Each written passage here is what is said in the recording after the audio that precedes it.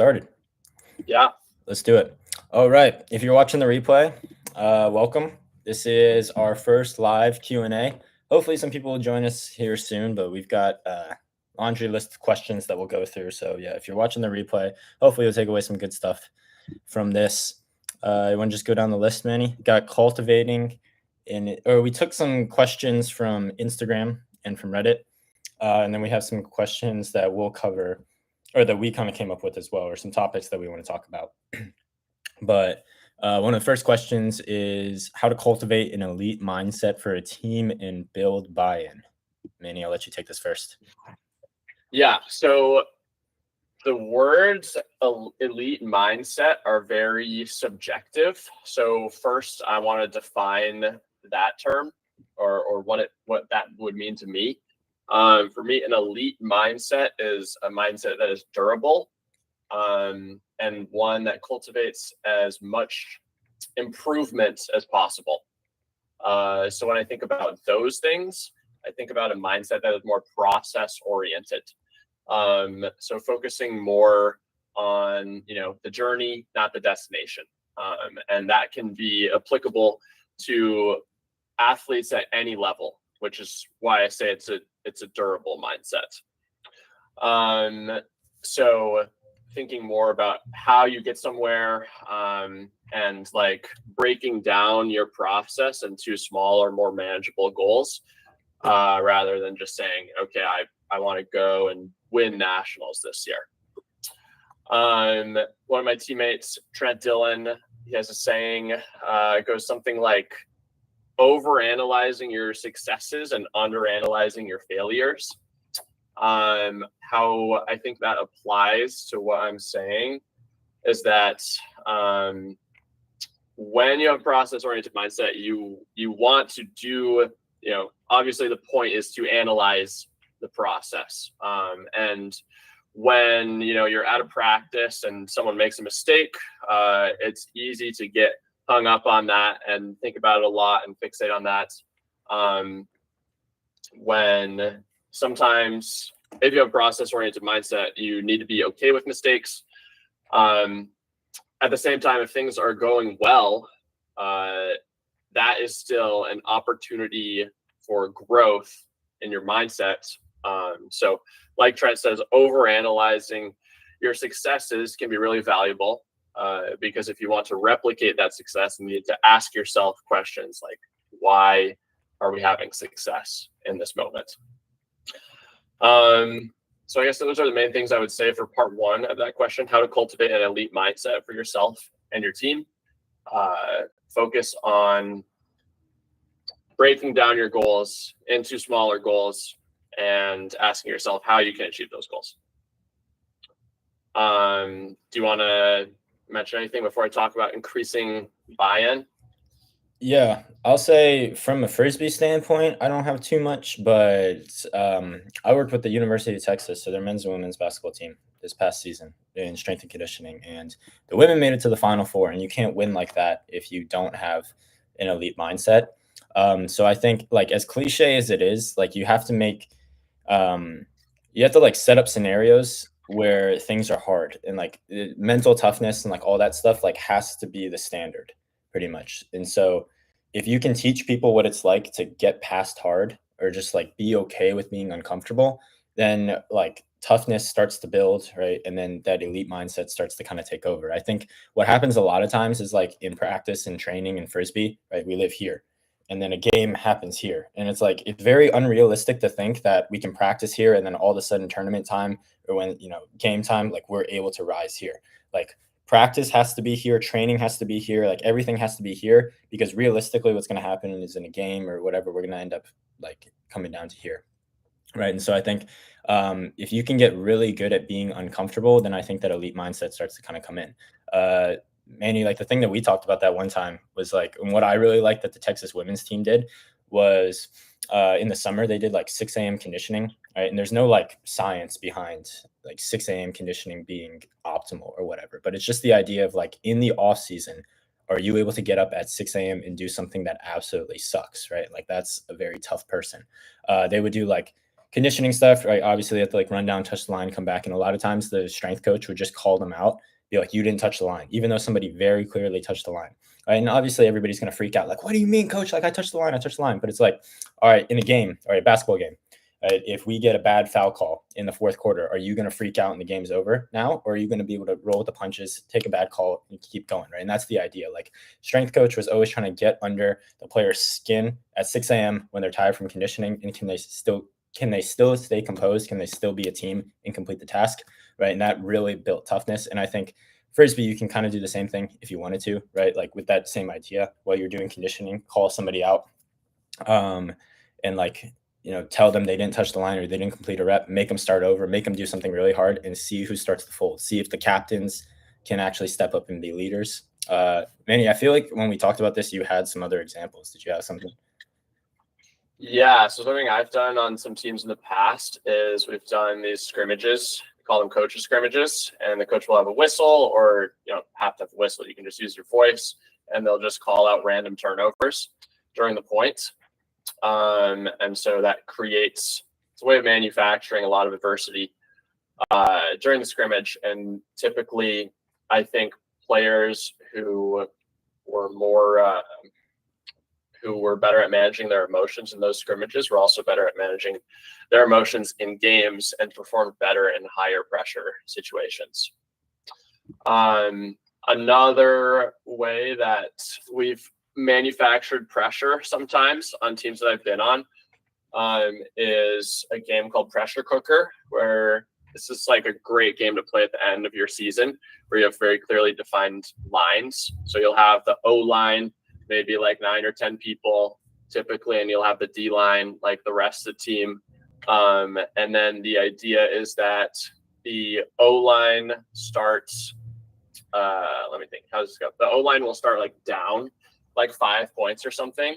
So it's 0 to 5, but they're going to receive every single time, and it'll be like a game to 7 or something.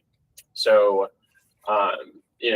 for a strong O line, you should have the expectation that you're holding the vast majority of your points. And this, like I said, it's a way of manufacturing some of the pressure that you're going to feel in game. I like that. One other thing I'll add, and then Manny, I'll let you take you for the second part, is I played for Club Team Alamo these 2 past years, and I doubt any of them will be listening to this, but one thing that we did a lot was during practices, like we'd play like 2 points and then we take a really long water break. And I get it, like quality over quantity, we want to play hard, right? That's totally fine with me. But there were some times where we'd play like 1 point, right? And then guys would be like, look, I either need water or I can give you a 50% point, right? And like, sure, under those 2 circumstances, like, yeah, I get it. But for me, I personally hated that those were the options. Like there wasn't a third option of like, all right, I can push myself and I can give you another point, right? Or I can give you 100%. It was either I need water or I can only go at 50, right? And that mental toughness piece, I think, is lacking. Where again, it's like, okay, you can't do it in practice, but in a game, if we're down and we need 3 breaks in a row, like then everybody's fine to play set or play back to back to back, right? The kill line can play back to back to back, but like we only do that in tournaments. We only push ourselves that hard in tournaments or when we absolutely have to, right? We don't live up there in practices or in our training. And so yeah, I think that's just another thing, right? Make the kind of like what you just said, Manny, like make the practices harder, add that adversity. I think that's good. Yeah, I also think it's worth mentioning, like you with using some of these coaching or leadership tactics, you really got to read the room. Like Justin's anecdote for the college team that he worked for, that's a team with a lot of very serious athletes who want to push themselves and be the best they can be. If you're captaining a team that is like a pretty chill, fun team, and they don't have the goal of pushing themselves and winning, then maybe not the best idea to go out there and use some psychological warfare to piss people off. Yep, that's a good point, because there were many times, or nobody ever said this to me directly, but I definitely heard many times where people are like, Justin wants to run this team like an NCAA team, and it's like, all right, yeah, I get it. It's just club, it's for fun, right? But yeah. Yeah. So second part of the question, how do you increase buy-in on your team? I think the most important thing here is finding common ground amongst teammates. So I think probably every single club team going into their club season should have some sort of meeting near the beginning of their season or before the season starts and clarify what the goals are of the people playing for the team. Whenever I've had these meetings in the past, they're often a little bit surprising. Not in particular for Sockeye, just like for any team I've been on, people play for a variety of reasons. They want to have fun. They want to experience social bonds. They want to feel like a part of a team that's striving towards something. They want to win. There are a lot of great reasons to play sports. And so I think in order to maximize your buy-in, obviously people will be more enthusiastic about working hard for a team if they feel like that team and their teammates are striving for similar goals. Yeah, I like that. I think kind of something I say semi-frequently is like it's better to be on the same page than the right page. And I think in Frisbee, when there's a lot of teams are like captains, not coached. Like I think if a Frisbee team has a coach, you're in a very fortunate situation. A lot of them are captains, right? And so with that, you'll have situations where there's a lot of chefs in the kitchen. So yeah, a lot of people can step up and say their piece, and you can have butting heads a lot of times. And so I agree. Like if everybody's unified and you have like one goal, then that can really help out with buy-in too. I think autonomy is huge. There's like self-determination theory, which basically talks about how like if you or feel like you're the one that came up with the process, or if you have more autonomy or more say in the process, then you're going to be a lot more bought into the process of what it is, right? And wanting to achieve that goal. And so I think if you can give people autonomy, whether that's like if you have your captains and then kind of like your co-captains or lieutenants or whatever it is, right? If you can give them a little bit more autonomy, if you can give everybody on your team some autonomy to be able to help make decisions with just like smaller things or minor things, right? That kind of adds up. To give like a very small example, right? With a lot of the clients I work with, if we're doing like a main lower body exercise of the day, right? I'll a lot of times give them the choice. Like I'm not going to be like, you have to back squat or you're going to die and you're not going to get better, right? Like if it's like, all right, the choice of like back squat, front squat, if you want to leg press, if you want to use the hack squat, if you want to just do a goblet squat with the dumbbells, like I don't really care. I just need some sort of squat today. Then it's like, it gives them the autonomy and doesn't force them to do anything that day, right? And they feel like they have a little bit more control over their program. So potentially something like that with Ultimate and an Ultimate team could help build some buy-in, I think, too. Yeah, another piece about goal setting. I had this thought earlier. So you've got kind of two types of goals, like results-oriented goals and process-oriented goals. And I think both have merit. Like I was saying earlier, having some process goals are important for cultivating an elite mindset for yourself and for your team. But kind of the nice thing about having a results-oriented goal is it feels very uniting for everyone on the team. And if you have process-oriented goals are not always the most concrete things in the world. If you have a goal like in 2022, Sockeye's goal was explicitly to win a national championship. We felt like we were good enough to do it. And that's kind of what kept people motivated and working hard for the whole season. Of course, if you set a lofty goal like that, a lot of the time you're going to fail. And so you need to think about what's your plan if you fail with that goal. Like after Sockeye in 2022, after we lost in pre-quarters and finished like 14th at nationals, kind of the whole season felt like a failure. A bunch of people left the team, and then we were in a rebuilding era for a time. So I think regarding results-oriented goals is good to be like, obviously you want to set a lofty goal for yourself and have high expectations for yourself, but it's also important to be somewhat realistic and set goals that are achievable if you're going to do that, because those results goals can be a double-edged sword where it's like it's motivating, but then if you fail, it has kind of the opposite effect. It's like a rebound from being motivating to being very demotivating on the other side. For sure. I can see that. I think do you ever see that with the process goals too? Like that the process goals can sometimes be demotivating or unmotivating. What do you mean? So, for example, or maybe if the process goals aren't super clear, right? But like I could see a lot of times like process goals can be like a cover up or a scapegoat for like bad performance sometimes too. So like for example, if you have let's say a scrimmage, right, and you get absolutely dogged by the other team, and it's like okay, it's all right because we were just developing, right? Or you go to a tournament, you do really bad, and it's like it's okay, like this was just part of our process, we were just developing, and it's like all right, but maybe a result would have also helped us maybe push a little bit more too, or something like that, you know? Yeah.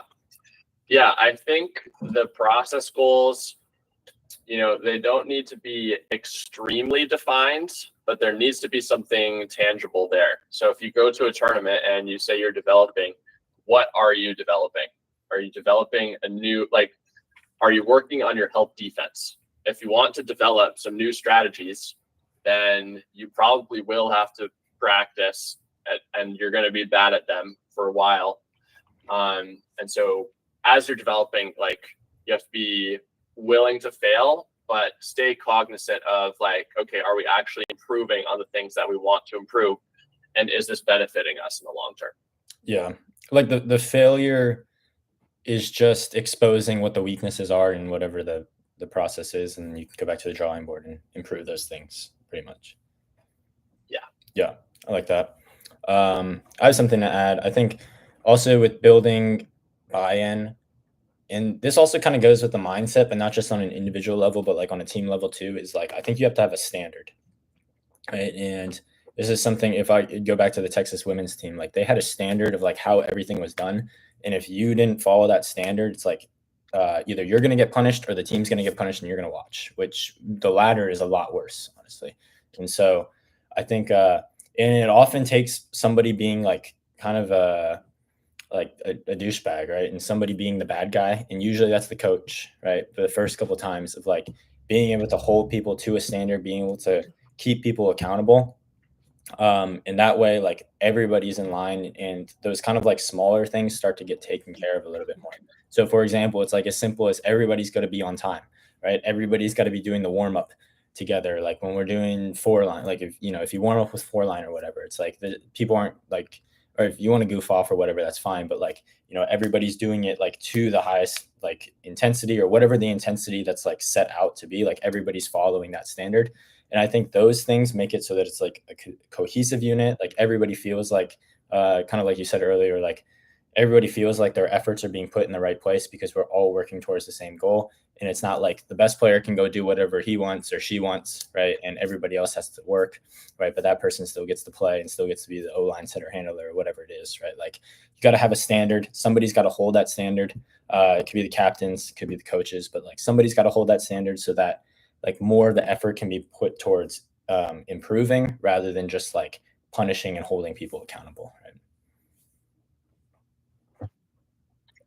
Sweet. Do you have anything else to add? Yeah, I guess I would just say like defining those standards, I think as a team, as part of that process of finding common goals is really important. Yeah. Cool. Should we go on to the next one? How to stand out at tryouts? Yes, great question. And I think this is something that a lot of people struggle with naturally because it's hard. How to stand out at tryouts when no one knows who you are. So I have a few things to say about this. Number one is it helps when people know who you are. And even if you're in a new environment, there are tangible ways that you can meet people. So before you go to tryouts, like reach out to the leadership of the team, ask if they have any preseason events. Most teams will have some kind of event like playing mini or goal tee, or maybe just some kind of team hangout where you can go and meet people. And I understand that this can be a bit scary. especially, like I am a very introverted person. So if I were in a new environment like this, I would be pretty hesitant to take this first step. But if you really want to maximize your chances of making a team, then you need to do hard things, and this is one of them. So before the tryouts start, reaching out, even like months in advance, you could send the leadership of the team an email, be like, hey, I want to work really hard and make this team this off season. What are some things that maybe you're looking for on the team? And that's, I mean, if someone sends an email like that, like that's immediately standing out. And then because it shows you're willing to work harder than most other people trying out, which is what teams want. But let's say, you're in a brand new environment. Maybe you just moved somewhere and you didn't have the forethought to reach out beforehand. Immediately, when you get to the tryout, show up early, at least like 20, 30 minutes early. Go and introduce yourselves to leadership. Again, it's going to be a little nerve-wracking, but it's going to have the same effects. Like often when the selection committee of a team meets after the tryout, there will be a bunch of people whose names you don't really remember. And you're like, oh, if I don't remember them, they probably weren't that good. So if you go and introduce yourself to each member of the selection committee individually, just say hi, then that is going to help them notice you throughout the tryout process. But as far as things on the field go, I think there are two big ways here to stand out, and like by being a good player. So making big plays is always going to stand out. If you get a layout D, like layout Ds don't happen that often at tryouts. So if you do that, or get a big block in the air, or just make some kind of really athletic play, that is definitely going to stand out. Often teams are looking for great athletes who already know how to move well and like run fast and jump high and whatever, because they think that ultimate skills are easier to teach than athleticism. That's a common view. But let's say, yeah, sorry. I was just saying, I would agree with that. I have mixed thoughts about that. I think people are often written off very quickly if you are a good ultimate player, but not a good athlete. And I think the athleticism is something that, it's not easy to develop, but if you have a good work ethic, then you can develop it. Anyway, I was saying another way to stand out at tryouts on the field is just to be extremely consistent. So if you're not a great athlete, then you need to be very consistent as a thrower, as a receiver, consistently able to, one, not throw turnovers. That's great. If you do throw turnovers, like it's going to stand out in the mind of an evaluator. But also on the flip side, you need to have some level of aggression with your throws, probably. Like be willing to break the mark, be willing to huck. And if you can advance the disc to advantageous spots for the offense without throwing turnovers, I mean, that's a really difficult skill. Similarly, like catching as a receiver, dropping the disc is bad. Catching the disc lots of times is good. If you're just catching really consistently, that's great. That's the way to stand out in the mind of an evaluator. So yeah, I think those would be like the main three things. Get to know people if you can. Also, not just the leadership of the team. Like you don't want to give the impression that you're just sucking up to them, because that comes across as not very genuine. It's good to get to know pretty much as many people as you can at these tryouts, because those could be your future teammates or your future training partners. Even if you don't make the team, if you get to know other people at the tryout who also don't make the team, maybe you'll try out for other teams together, or maybe you can train together. So it's always good to acquaint yourself with the community at a tryout. So one, get to know people. Two, make big plays if you can. If you can't, then you have to be very consistent. That's huge. I think that last point you said about like getting to know people for training partners, I never thought about that, but that's good. And I think not just the people that don't make the team, but you could potentially still be training partners with people on the team. Because like though they might want someone to work out with, which would then get you in. You can train with somebody that's better than you, right? If they made the team and you didn't. But yeah, that's good. Absolutely. Wait, I want to add real quick. The best way to make a team in a future year is to try out and get cut 1 year and then get a lot better. And then you come back to the tryout and the leadership of the team sees how much better you've gotten. And they're like, okay, this person is on a growth trajectory. So they will continue to improve if we roster them. I like that. I wrote down some things while you were talking that I wanted to add on.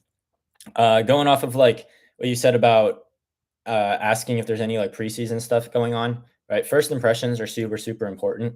I've heard like Rowan talk about this before, but he said like how once you kind of get boxed into like a role or people kind of have an idea of who you are as a player, it's really hard to break that mold. And especially from a preseason to the tryout itself, like you're probably not going to change who you are as a player dramatically. And so I would say like every single one of those preseason minis or pickups or whatever it is, like is your tryout if you haven't made that team yet. And so make sure you go out and like I think do all the things that Manny just talked about. Like Manny would, I mean, you've told me before, but like you make a team from by defense. Like you're not gonna make a team and hop right onto their O line unless you're an absolute stud. Most of the time, you're gonna work onto their D line first and then go up. And so, like if you're at these preseason pickups or minis where everybody on the sidelines probably talking about how they haven't worked out in the last like 2 weeks, and you go out there and just start dogging people on defense, like that's gonna stand out, right? So every single one of those is your tryout.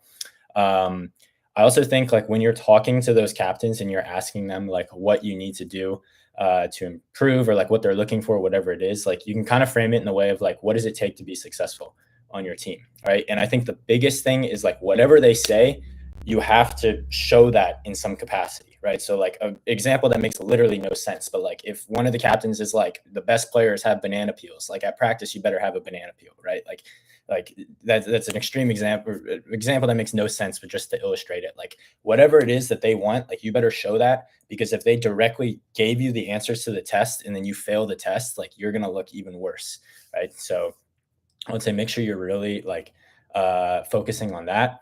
And then I think like to that point about like defense and getting a layout D, just doing whatever you can in order to like, get yourself in a position to do those things, right? So for example, like I'll speak to my experience of like trying out for solo. I didn't make solo the past 2 years, got put on practice squad both times. But like I know that if I'm gonna make solo, it's gonna be through my defense, right? And I don't lay out at all. Like I'm scared of it. Honestly, don't really know how to in the best way yet. So there's kind of a mental barrier for me to be able to lay out, right? But the times I know I can lay out are like when my adrenaline's up a lot. And what really drives up my adrenaline is when I'm like hitting somebody, right? So every time I was on offense, right, and the defender would come up and touch me, I'd immediately shove them off or swipe their hands down. Don't touch me, get your hands off me, right? And that just like got my adrenaline, my rage up the entire time. And literally first point of mini, right, our team turned it over. And then I got a layout D on the sideline or on the goal line. Like literally, I never lay out, and I got a layout D the first point. And so finding whatever it is to get yourself in that position to like make those plays, it might be something like ridiculous like that, but that's what worked for me. I think find whatever it is that might work for you. I have a couple more things that I just thought of to add to this question. A couple more ways to stand out. So in, talking about being super consistent, you want to make few mistakes, but as few mistakes as possible. But if you do make a mistake, your reaction to that mistake is extremely important.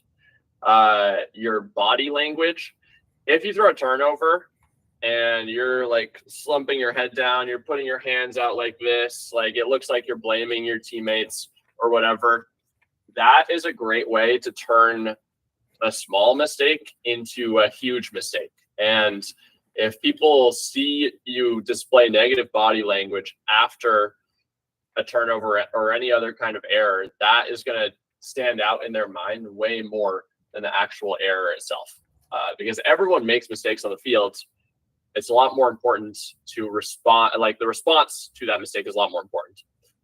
So if you do throw a turnover, like if I were evaluating someone at a tryout and I saw them throw a turnover, but then they moved past it very quickly, started playing really hard defense, and then got that block back, for me, that is that's not a neutral because they threw a turnover and then got it back. For me, it's a big positive because they got it back, even though they'll probably be in a little bit worse field position because I know they'll be like 20, 30 yards back or whatever than where they were. It shows that they're mentally resilient and can move on to the next play very quickly. And can I add something to that real quick too? Yeah, totally. Dude, I might be the only person that does this, but like I've also thought a lot of times, like if I turn it over or like I drop a disc or something, like I'll react. And then after the fact, I'll think about it and I'll be like, I only reacted because I felt like I needed to express that I was upset with that, even though I wasn't actually upset with it. I was like, a mistake happens. Like I said, I might like performative expression. Yeah. Like I feel like a lot of times those like negative, like the negative body language, a lot of times is performative. Like I need to show the people around me that I am upset and I am taking accountability for what just happened. Right. Whereas a lot of times it's like, it's honestly pretty easy just to like brush it off and keep moving. Right. So I think thinking like kind of like self-reflecting and seeing like, are you actually mad about it? Or are you just trying to show people that you're mad about it? Like is important too. Yeah. I also think there's a big difference between like a quick like clap, like darn, or a quick my bad. Then like you can say that in half a second and then move on very quickly and acknowledge that you made a mistake. And then you can take like 3 seconds and not hustle back on defense and then get beat. So I think it's fine to have a reaction as long as that reaction is very minimal and it does not affect your play. Another great way to stand out, even if you are not a good player, is to be a phenomenal teammate at the tryout. And again, this is going to be more difficult for introverts, but if you are constantly bring a lot of energy from the sideline, by energy, I basically just mean volume. If you're yelling really loudly, like in a celebratory fashion, celebrating your teammates' great plays, not saying anything negative about the other team, but just focusing on your own team, like that is definitely going to stand out to people. If you're giving a lot of high fives, complimenting your teammates when they do good things, those are the types of people that can make a team like at the bottom of the roster, even if they are worse than other players who are trying out, if those other players are worse teammates. And it is possible to make a team. Like Sockeye has taken players who have not even played at a single tryout, not onto the roster, but like on a practice squad, because they like showed up to every single thing. Attendance is really important. Like if you're injured, definitely still show up to whatever event is happening and, be supportive and be a good teammate while you're there.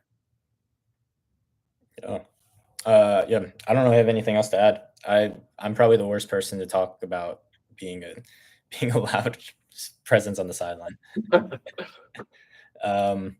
Cool. Do you have anything else tryout wise? I think that's pretty comprehensive. Sweet. Also, before we get to the next question, dude, we joked about how there's a high possibility that nobody would be here, and there's 10 people in here now, which is pretty sick. I didn't even look at that.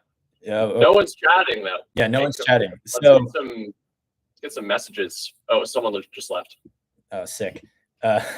So we're going through questions right now that we got from Instagram and Reddit. Just going through them. But if you have any questions and you want to pop them in the chat, oh, sweet. Oh yeah, Problems is here. Shout out Problems.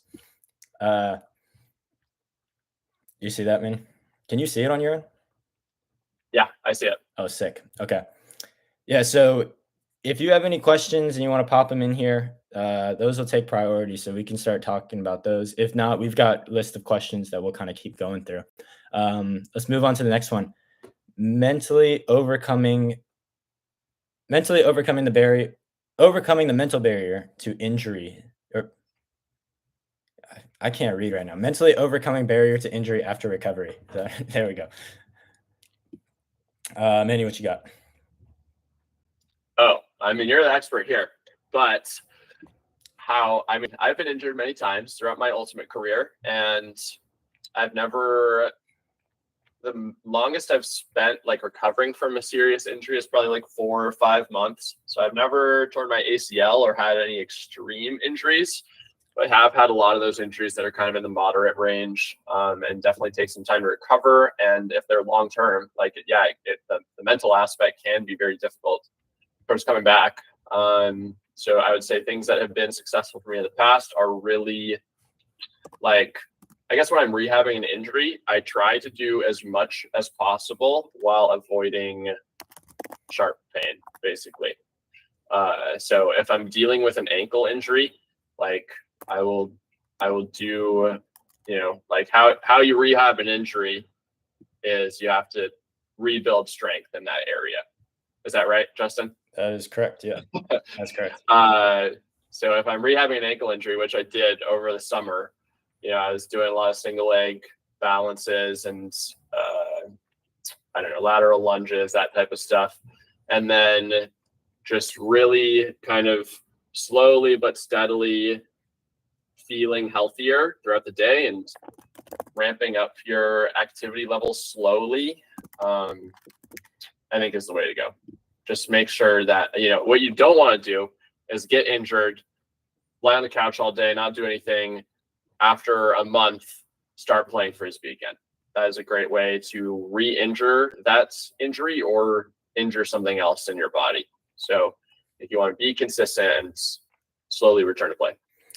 Yeah, 100%. I think like so many of us think of recovery as just rest, as if they're the same thing, and it's really not. Really, the worst thing that you can do after an injury is just like sit on the couch and do nothing. Right? Or it's just like if you pulled your calf, just like, oh, I sat and I iced my calf for the last 3 weeks, I should be good to play. Like, no, you're probably in a worse state to play, right? Because one, you haven't truly recovered that injury, and two, you've just been sitting down doing absolutely nothing. So now the rest of your body's also out of shape, right? So yeah, you're exactly right. Like I think after an injury, right? I know we'll get to the mental side of it here, but just to give kind of a quick rundown of the physical side, right? After an injury, you want to make sure that you have enough mobility, right? So you can actually move the joint or whatever joints they are through the range of motion that they should be able to, right? And when we say should be able to, one, we want to get it back to whatever it was, right? So, if you were able to bend your knee fully, right? I know like some people might be shocked at that, but some people can't bend their knee fully. Some people can't extend their knee fully, especially after like an ACL injury or an ACL tear after that surgery.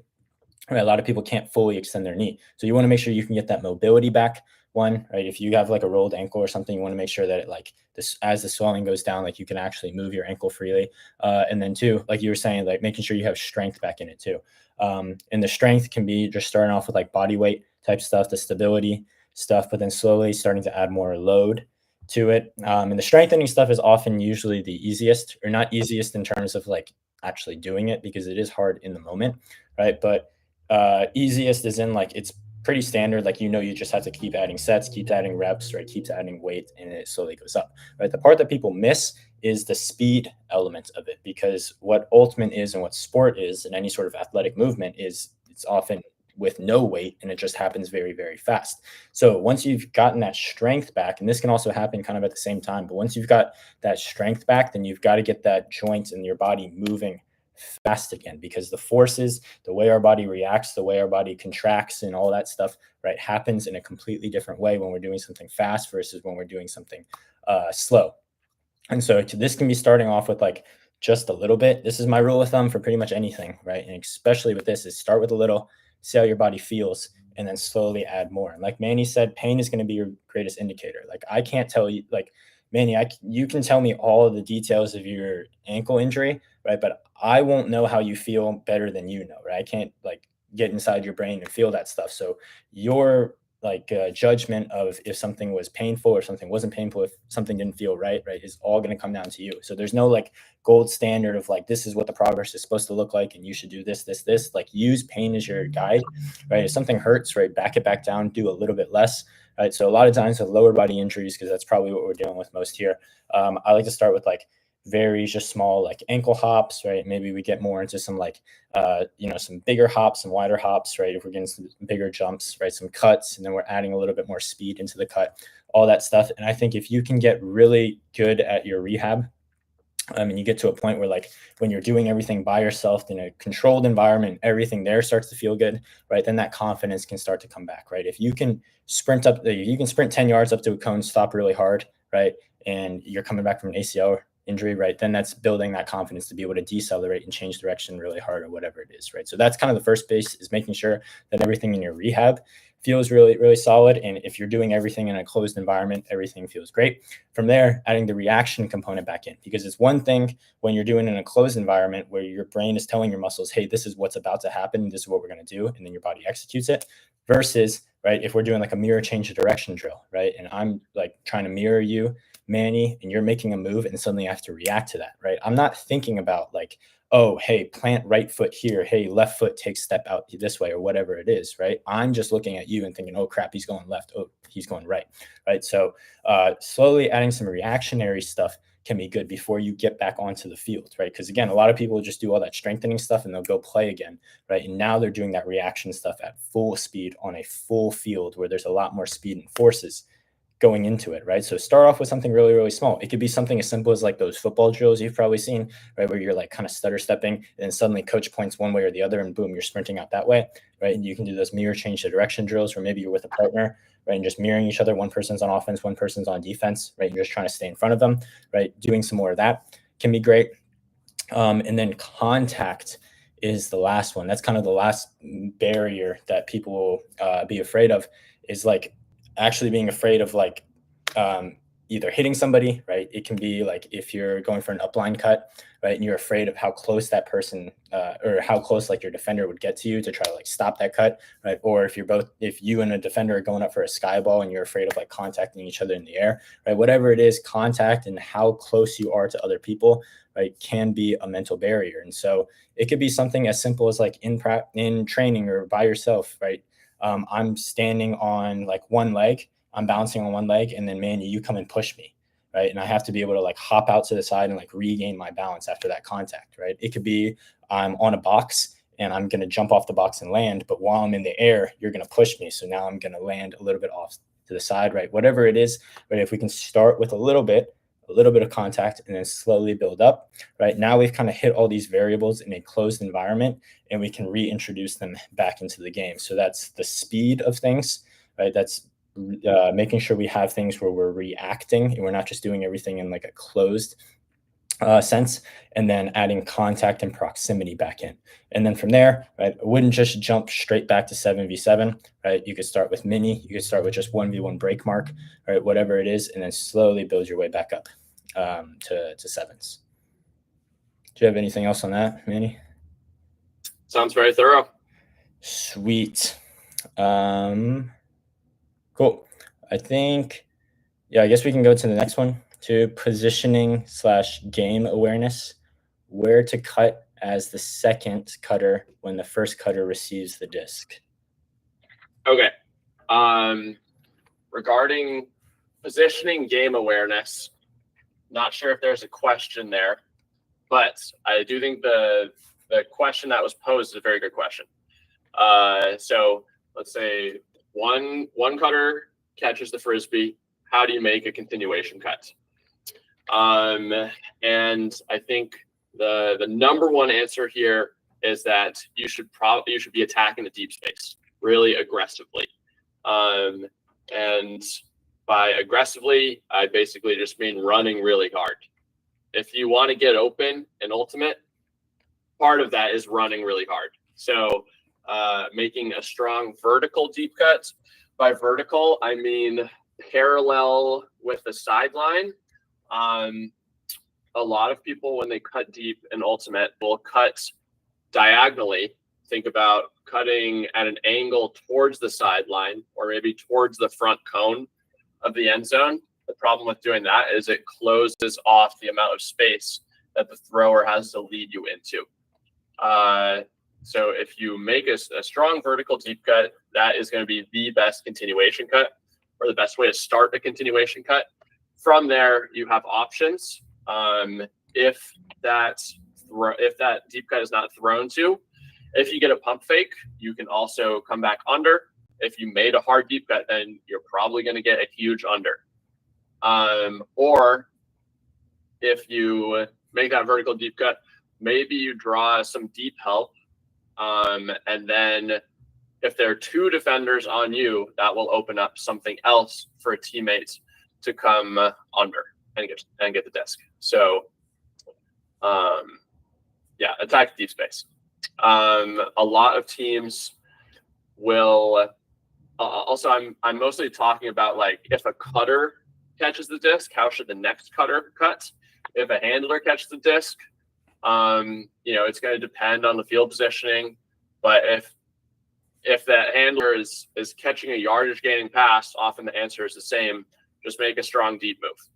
I guess the reason behind why I'm saying this is because pucks are easier to hit from a shallow position. By that, I mean, if someone is making a deep cut and they are already like 30 plus yards away from you and you haven't even thrown it yet, unless you're Jimmy Mickle or myself, it's going to be really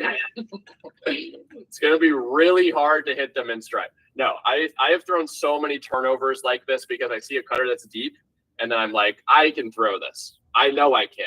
And then I throw it short and it's deep. Or I try to throw it so hard at 100% power that the throw ends up being very inaccurate. So the farther away the cutter is, the harder it is to hit them on a deep shot. So that means, let's say you've got a horizontal stack that's 15 yards away. And then you've got a cutter who catches a 7-yard under. And then that next cutter is going. And as that first cutter catches the disc, they're turning around. And by the time they're ready to throw it, then the next cutter is like 15 yards away.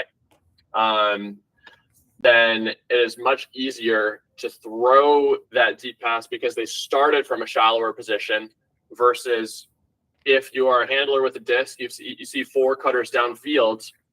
A cutter is starting 15 yards away, but then they're sprinting deep.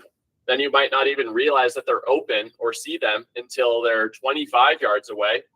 And then as you're going through that throwing motion, they're getting even deeper.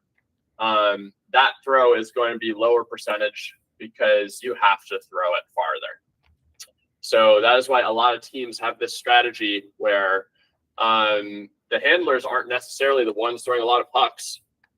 You really want strong huckers in your cutting set. Basically, every single team out there at Club Nationals is going to have some strong huckers in their cutting sets because, like, use Rhino as an example. Will Laurie and I talked about this.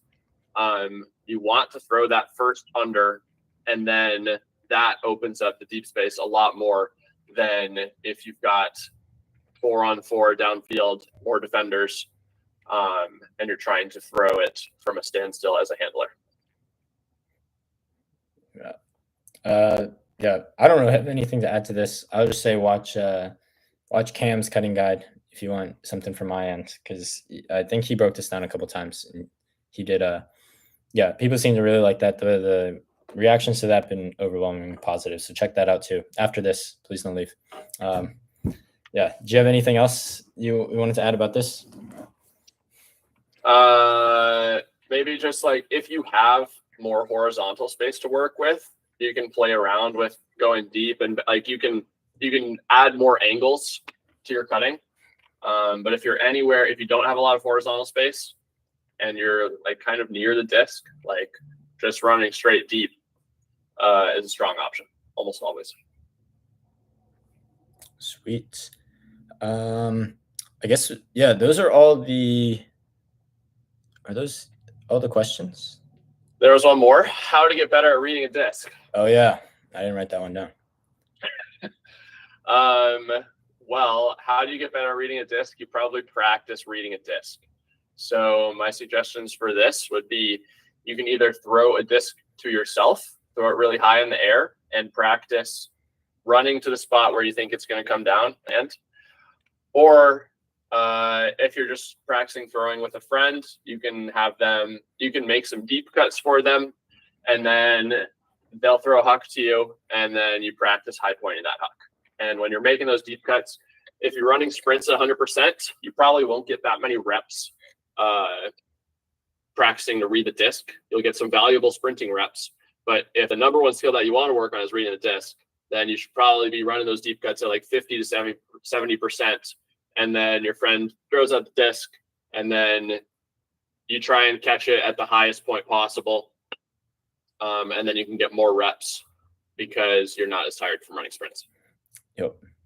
I would say, I think super important too is you have to watch, like, or you don't have to watch, but if you watch the thrower release the disc, then you get a way better idea of, I mean, what throw came out, so what spin it is, how it's going to fly, all that stuff, hopefully too. Like, I think some players might struggle if they just like put their head down and take off deep and they just see the disc in the air and they don't really have an idea of where or how it came out, right? Versus if you're doing what you said, where like you're practicing by having a partner throw it to you and you're like seeing the partner throw it, then you just slowly start to learn more and more about how they're or how the disc will fly, and then where to high point it at.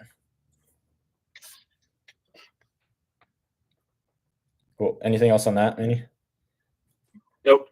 Yeah, pretty simple. You want to get better at it, reading a disc, you probably got to practice reading a disc. Cool. You want to get into mini? Your thoughts on that? I feel like I've been talking a lot. You want to do one of your topics first? Yeah, let's do it. All right, I got a fun one. I'm gonna grab some water real quick. Be right back. Okay, here we go. So I'm rolling solo. I'll take the show here. So I found that, and you guys are gonna have to bear with me because I have a hard time being able to explain this one. Manny, I also need you to help me kind of go back and forth with this. Ask whatever questions you got, whatever's not making sense. Okay, I'll be devil's advocate. Perfect. But I think ultimate players are really bad at distinguishing between two variables. You can take any two variables. I feel like ultimate players are really bad at being able to distinguish between them, understand how they're comparable, things like that. So the biggest one I see all the time, and you can imagine someone in my space, right? I'd see this is athleticism versus skill, right? I've tried to make it very, very clear that my page, everything I talk about is athleticism for ultimate. And if I talk about anything skill related to ultimate, I make that very clear. So everything I talk about is athleticism for ultimate, right? If you get quicker, right? If you get better at lateral explosiveness, change of direction, generally going to help you at defense, right? But people will be like, you don't need to get more athletic for defense. You just need to be better at positioning and reading the play, and that's fine. You don't need to get more athletic, right? That's athleticism versus skill. Two separate variables. That's apples to oranges, right? James Pollard agrees. I appreciate that. So James Pollard in the chat. We do. That's huge. Right. So like I've had questions before, like people in my DMs being like, if I'm practicing, should I get better at throwing or laying out? Like, brother, what? Those are two completely different things. Like, why are we even comparing the two, right? Manny, like we talked about, the answer is throwing, obviously, but like, why are we even in a position where we are comparing throwing versus laying out, right? That just really doesn't make much sense. Right. And as somebody who, again, talks about athleticism a lot, right, I'll get people that are like, oh, well, if you work on your throwing more, or if you're watching more film, then you probably don't need to be doing all your silly little workouts. And again, it's like you're getting better at the athleticism of ultimate, right? And working on the skill, the IQ, the game sense, whatever it is something completely separate. Yeah, Manny, thoughts on that? I mean, obviously the best players are going to be the people that combine both skill and athleticism. And there are many players I can think of that are all the way on one end of the spectrum. And, you might even be able to, like, maybe your athleticism carries you to making a nationals team, even though you're very unskilled. That's a very realistic scenario. Or vice versa, you're super skilled but really unathletic. But in order to make an impact on whatever team you want to be on, you're going to maximize your impact if you're working on both of those things. I guess that was just one example of two variables. That's one example of what you're saying. Yeah, but no, you're exactly right. And it's like I think if the better you are at just being able to distinguish what those variables are, then the better you can be at like assessing yourself and other players, or like what the drill or activity is that you're trying to, or like what the goal of the drill or activity is, right? And so I think one of the best examples is like that guy that Colorado signed, and I guess he's gone now, but like the ex NFL. He lasted like a month, and then now he's playing pickleball. Yeah, that's rough, right? But that's the funniest thing that could possibly happen in that scenario. Agreed. Agreed. I really want to know what I want to know. I want to talk to him. Yeah, I do too. We need an interview. We really can we get him on the pod? Dude, we got to. But so he's a great example of like he is so athletic, and he's just a project and he has to learn the skill, right? And kind of like you were saying, I mean, you were alluding to earlier, like you can have players that are really good at this, like the skill of ultimate, and they just have to get more athletic, right? And like as players get older and they get quote unquote washed, right? They're not getting washed because they're over with age getting less skilled, right? With age, they're getting less athletic, so their skill has to make up for it, right? And so, yeah, like kind of another example, or even just the reason I'm bringing this up is because like the mirror change of direction drills, like man, you've seen the ones I've posted. You know what I'm talking about? Yeah. Like, I post those a lot, right? One, because they just do super well. Like people love those videos, but two, like I just think they're such great drills, and I do them all the time, genuinely, and like so many of the comments that I'll get are like, "Oh, but like you just need to you need to body up a little bit more." Or like, "Oh, this is why you shouldn't dance in front of your defender. It's so much easier to guard." And it's like you guys are missing the point. Like this is to develop the athletic skill of change of direction, of agility, of reacting to somebody. If I wanted to work on like game specific defense and positioning in situations, I would just go play pickup, right? It's completely different thing. I'm trying to like take defense as a like the reactionary athletic requirements of defense and put it in a vacuum and make it a lot more potent, like make it a lot more concentrated and get like 1,000 reps of that to get a lot better at that. And then I can watch film and I can go, talk to you, Manny, and get my film analyzed so then I can improve the IQ and the game sense of defense, right? It's two separate things combined together can make you a better defender. James in the chat says, I tell people that the biggest difference between pro and club is athleticism. Bigger field, being more athletic goes further, or you have to be like a top 5% thrower in the world. I would totally agree with that, which is why I prefer playing club than pro. Hot take. But yeah, I think part of why people so often will ask questions like, should I get better at this thing or this thing in ultimate, is because very poor self-evaluation ability. If you feel like you are someone like that and you can't really evaluate your skill set, maybe ask people around you, like, hey, can you give me some honest feedback? What do you think I need to get better at as a player? Or I don't know, post some game film on Reddit or something. But if you're going to ask a question like that, then like that is so individual. Like you need to do some thinking for yourself about how you can answer that question. And if you want other people to answer that question, then you need to provide a lot of details so that they can give you a real response. Yeah. And I also like empathize because I understand a lot of times it's probably like people know the answer deep down. They're just looking for like an authority figure to give them an out, right? Like one of those two, like you need to improve both of those, but one of those you probably like or you dislike working on, right? So you're looking for somebody to tell you that like the other one's more important. So it's like, great, this one I didn't like to do. I didn't like this guy saying I don't have to do it. So I don't. You're looking for some sort of out, right? Some sort of like validation, which I understand. But yeah, to your point, like you got to do a little bit more self-reflection and be a little more self-aware. Can we go? Let's go into what James said because I think that's a good segue into the mini conversation. Um, kind of. So Manny wanted to talk a lot about mini. He's got some thoughts. I want to add something real quick.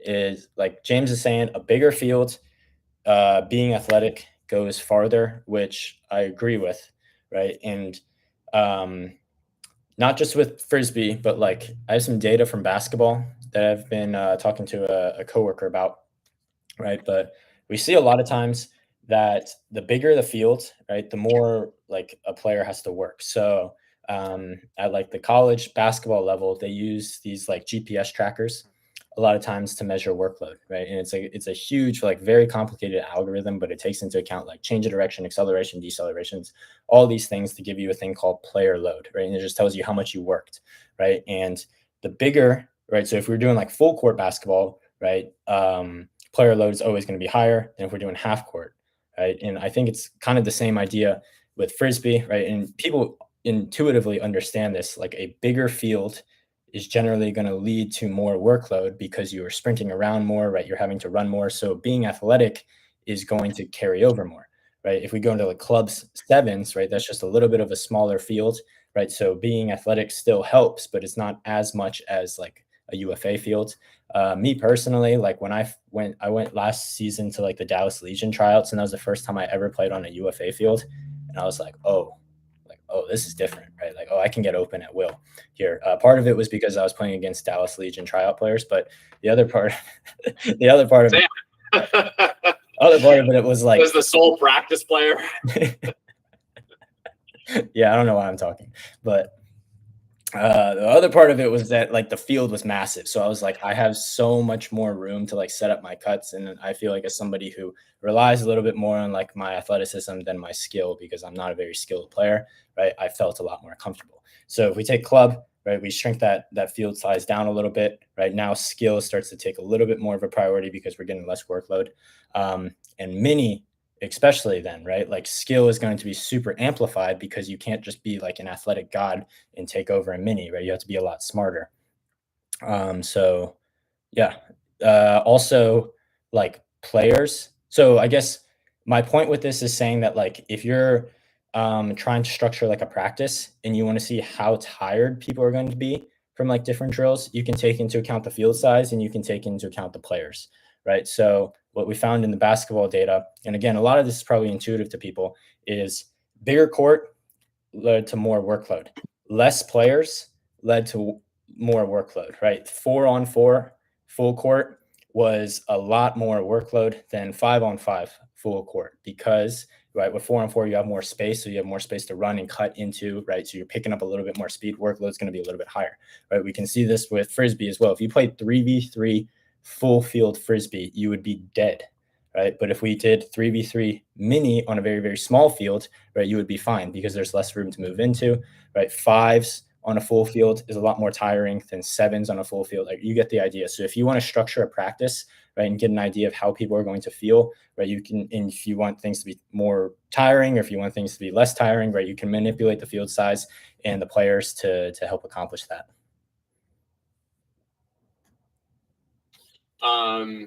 Yeah, I don't know if this is a hot take, but my claim is that mini is the best training tool for ultimate. By mini, I mean, okay, most people have this conception of a mini field as 20 by 30 by 6. I mean, it's still a good training tool. The field size doesn't really matter that much.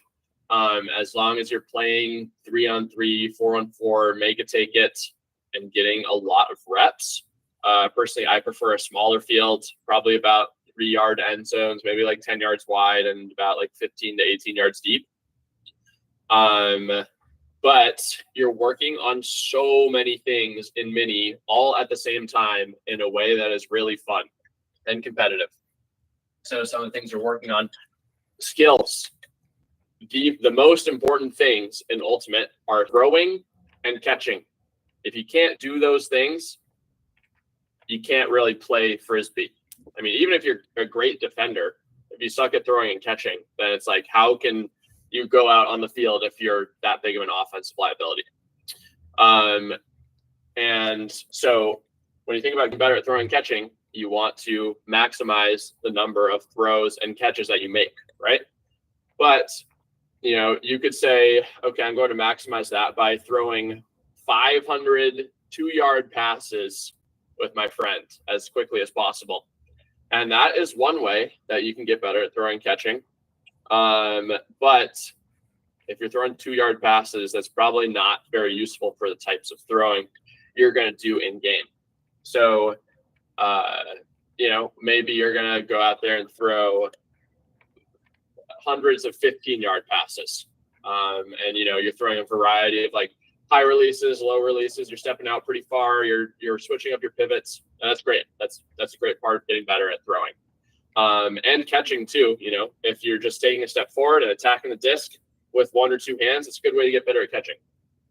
But if you trained for a whole off season and you did your workout program and you did lots of partner throwing and catching, but you never played any ultimate, never any mini or any 7v7, I guarantee you're not going to be prepared for the season when it comes around, because the types of throwing and catching that you do when you're actually playing ultimate are so much different, because you have way more variables, right?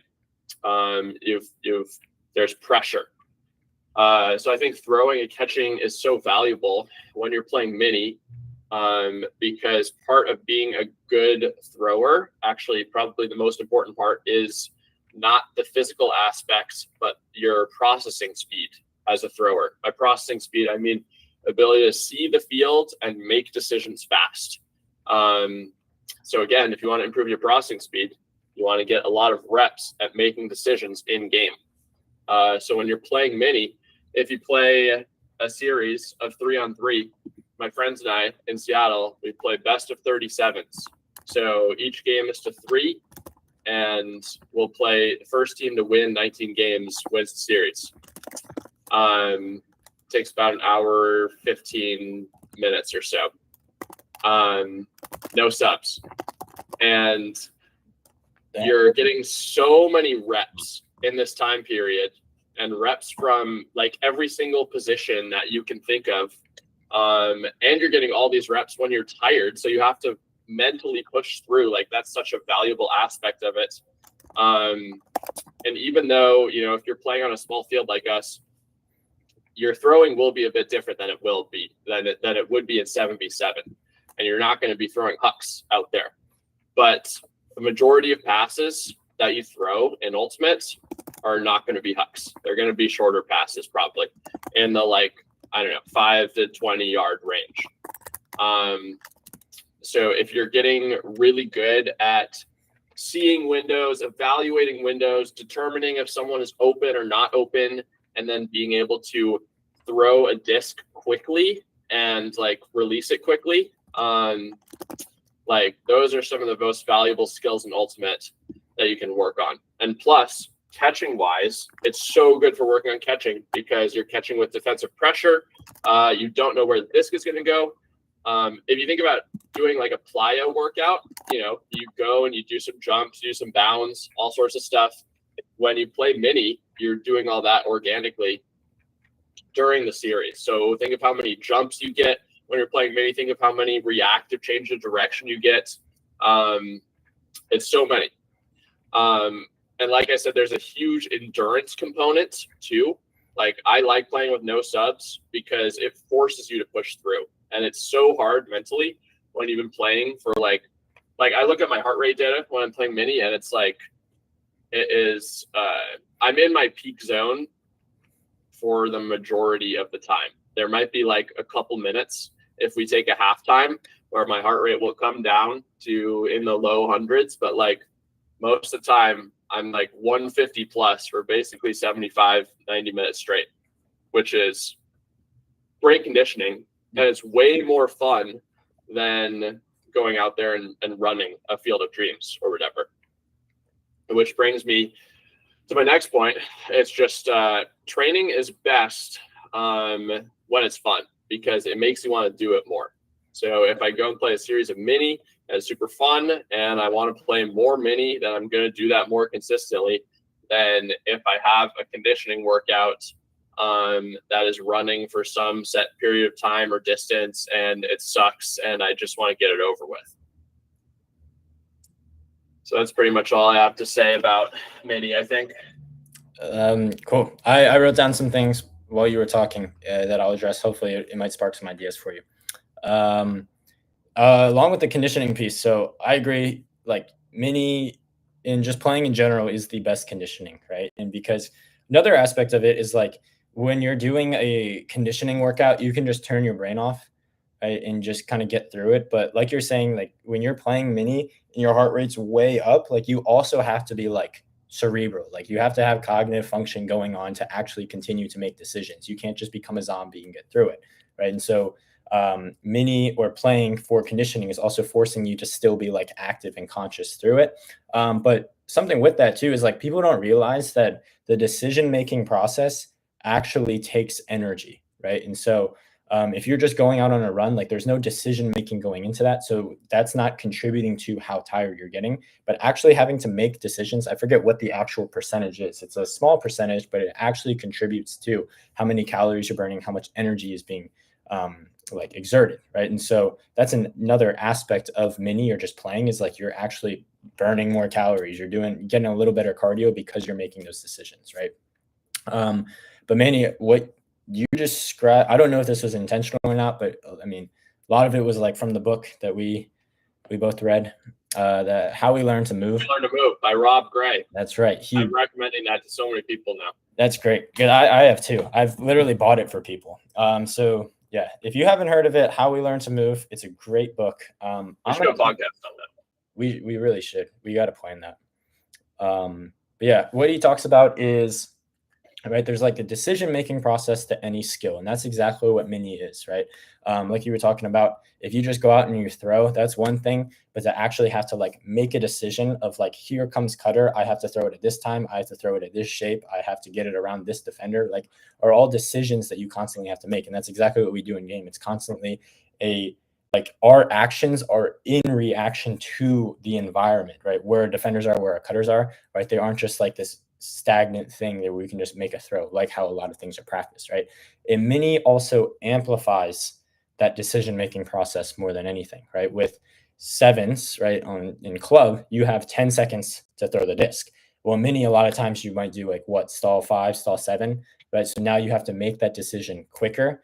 There's less space, so you can't just throw it out into space and let somebody run onto it, right? Like, so you've got to hit those like tighter throws, right? So that amplifies that. A lot of times you're going to turn, and since that cutter doesn't have a lot of space to run into, they're going to already be in that spot. So you got to make that decision like that. What's the throw I'm going to do? Where am I going to throw it? Right. So all these things, like mini basically amplifies all the variables, or what I would call like it overloads the variables, right? So if you think about like in training or weightlifting, right, you would like when we walk and we run in everyday life, there's no weight, right? But we go into the gym and we do these squats with 100 with weight on our back. So we overload the squat, so then we get our legs better at producing force. So when we go to these unweighted running, walking movements, we can produce more force. We're stronger, right? That's a simple explanation for what strength is, right? Same idea here, like with mini, we overload the variables, we make them a lot harder. So when we go into the game, suddenly it becomes easier when you give us a longer stall count, when you give yourself more space and more time to make these decisions, right?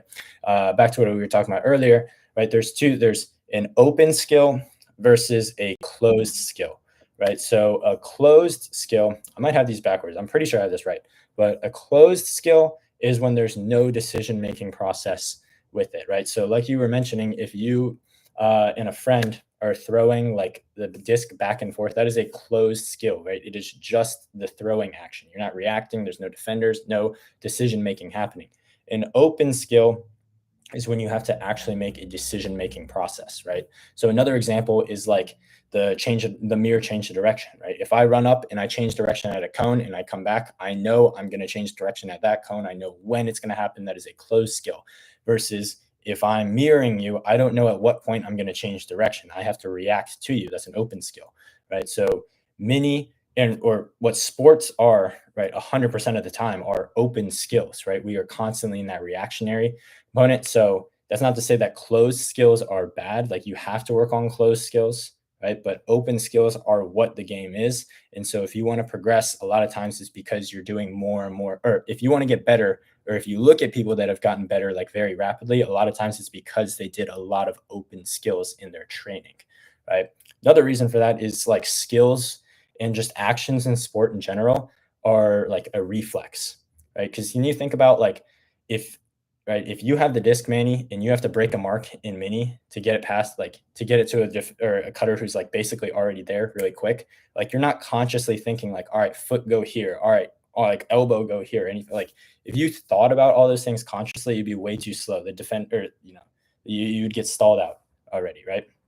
And so skills are constantly a reflex. Like it's not a central command center in the brain telling everything to move, right? It's everything happened reflexively, right? So you can't do a closed skill like, hey, like just throwing with no defender and expect that to 100% carry over to the open skill of the game, right? You've got to be practicing those open skills and developing those reflexes. And the only way you can develop those reflexes is by actually like doing it in mini or something like that.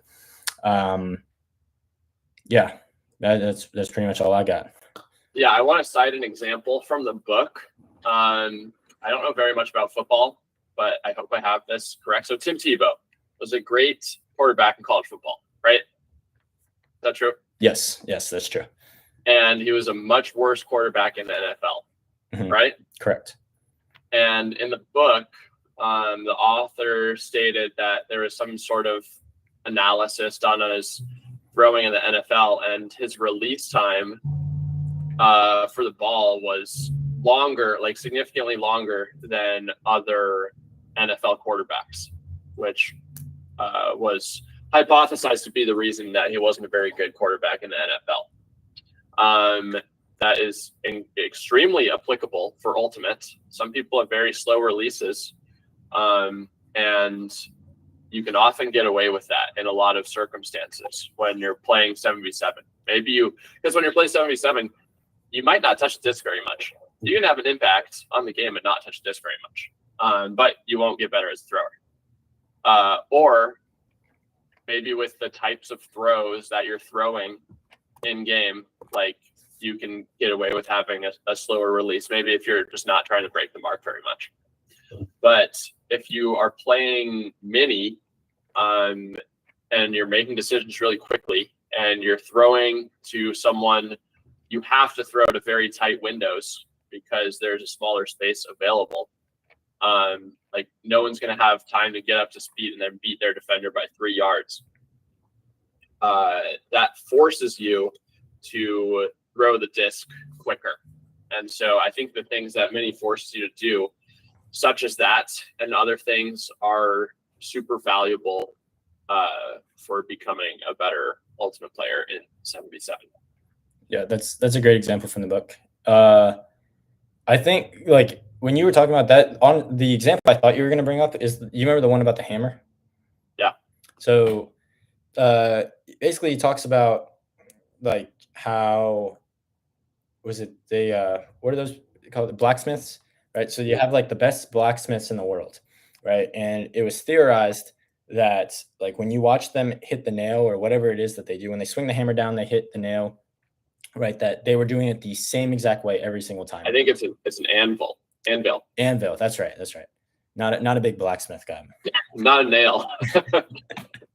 So when they're coming down and hitting the anvil, it was theorized that the more expert blacksmiths, the path of the hammer was the exact same. So they had mastered that technique versus more novice blacksmiths weren't really good and they were swinging it a different way every time. That's why they weren't hitting it that well. Well, they had these slow motion cameras basically record them and track the path of the hammer. And they actually found the opposite. They found that the novices were doing it the same exact way every time, but there was just slight variations that they couldn't really account for, right? And they were hitting different spots. Whereas the experts, the path was different every time, but those differences were to account for the slight variations that would happen every single swing, but they were able to basically adjust for it, right? And come down and hit their target every single time. And so this idea that there's like this one perfect way to do everything, this one perfect technique was pretty much busted right there, right? And they found that the best people didn't do everything the exact same way each time. They were able to adapt really, really well. So going back to like open versus closed skills, right? In a closed skill, a lot of times what you're trying to do or what people traditionally do is they're thinking, all right, here's the perfect way you're supposed to throw the backhand. Here's what you're supposed to do when you throw a backhand, right? All right, I'm going to try to replicate that every single time. But what happens in game, right? Like where the cutter is, where the defender is, it's always different. So you can't do that same exact like technique every time. You're also again, you're not thinking about your technique. You're thinking about reacting to what's happening in the game, right? Versus and like what better players are doing is they're just adjusting to what's happening in the game. So instead of practicing like a specific situation and trying to bring that to game, right? Manny, I thought what you were talking about was great with like, was it the 37s or That's 37s. yeah. So like because you're getting so many reps, instead of you bringing a specific skill to a situation, right? You're putting yourself in so many situations to adapt and develop your skill that way. So it's almost like kind of the opposite, right? Where it's like you've given yourself so many reps of so many different variations that like your body is so good at adjusting to any environment that it's put into, right? Versus like, oh, here Manny has one perfect technique and it works for no matter what situation he's in, right? Yep. Yeah, confirmed. So like along with that, then yeah, if you don't have anything, I'll keep going. Yeah, so like one I've posted about this in the past, and this is something I did like a lot the last 2 seasons. And I don't think like I'm obviously not the perfect example, right? But like of like do this drill and you will get better because like I'm not that good, right? But my throwing and my ability to break a mark like definitely improved quite a bit. And I attribute it a lot to creating these type of situations where instead of practicing a closed skill, I was practicing an open skill, right? So I did a lot of like 1v1 break mark with a partner where we would try to figure out what the variables are when breaking a mark and how can we make those variables then as hard as possible, right? So for example, like the mark might be as around as possible, but I'm still trying to hit the around. So how can I move the mark? How can I adjust to his environment or my environment, right, to still get the outcome that I want, right? Or it might be break mark to a target, right? But we start off with a 2-second stall count. Then we start off with a 1-second stall count. Then we start, you can't go lower than that. But the idea is like, can I get it off faster? Can I make that move? And can I make that decision faster and faster? And so figuring out whatever variables they were, how can I make those variables as hard as humanly possible? So that way, when I get into a game, right, and I have an extra stall count, it feels a lot easier, right? Or when the defender isn't super, super far around, now getting around feels a lot easier, right? Yeah, that's just something you can do. That can be with break mark and throwing, but that can be with like anything. I think if you just find whatever the variables are, figure out how to make them harder, right? That's a great way to make something an open skill training drill. Some good life knowledge right there. Dude, huge. When you're applying for a job, you got to figure out the variables and make them harder. That's kind of what Nathan Fielder is all about, right? Oh, like his comedy rehearsal. Yeah, it's like he creates this whole environment with actors, and then he runs through every single possible scenario that could possibly happen. I guess I never thought about it like that, but yeah, that is kind of he's like an elite athletic coach. In that way. He must have read the book. That's what it is. Definitely. Cool. I guess we could also bring up this isn't even like a question or a topic to kind of go on, unless you have something you can add to this, Manny. It's like just a comment more than anything, but it's funny to me that like anytime I talk about something specific to Frisbee, like we just did there, like none of that was athleticism for ultimate. That was all skill for ultimate. It's like I get so many responses that are like, dude, you're bad. Like, thank you. I know. But like that, like you didn't respond to anything I just said. You just told me that I'm bad, which like doesn't discredit any like that's a logical fallacy. We learned that in English class in like middle school or high school. Can you define that for ad hominem? Can you define that? Not for me. I definitely know what that is. A logical fallacy is faulty logic. It's a circular definition. It's when what you're saying does not Makes sense. So if someone says this thing that you're saying does not make sense because of something about who you are as a person, then that is not a logical argument. Oh, I know. I don't know if is that logical fallacy or is that something else? What would you say it is? I know what you're talking about. I just don't know the actual. Well, ad hominem is when you criticize an idea by attacking the character of the person presenting the idea. Okay, that's what I thought. Okay, yeah, that makes sense. But yeah, I guess that's what we're experiencing, or I'm experiencing is like I'll talk about. So I made a post and I described like a lot of what I just talked, or I made a post about the 1v1 break mark and everything I just described, and a lot of the comments that I deleted them all because I didn't want the negativity. But what happened to mental toughness? That's a good point. But they, I don't know. I just didn't want that negativity around.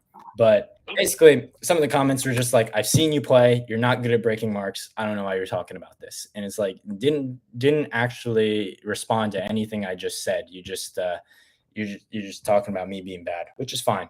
But I think if we do a podcast on this, hopefully it would be helpful and like you can kind of bring some of these ideas forward. If you want to be results oriented in your analysis, then you should look at where Justin was when he started playing Frisbee or before he started training his throwing. Yeah, if you thought if you think bad now. Oh boy. Look at the film review we did, the before and after. Yeah, I cringe at that now. Cool. Should we move on to the last one? I got to the upper body one. Should we do that? Yeah. Cool. So I don't think I have a lot to say about this. If you have questions, let me know. This would be helpful if you question me. But I made a video about upper body training for ultimate Frisbee. And surprisingly, I actually got a lot of not negativity, but like a lot of people kind of disagreeing with it. And so realized that I probably was not as specific or detailed as I needed to be, as nuanced as I needed to be, especially on YouTube, right? And on Instagram, I can get away with that because it's a 30-second clip, right? You really can't get that detailed.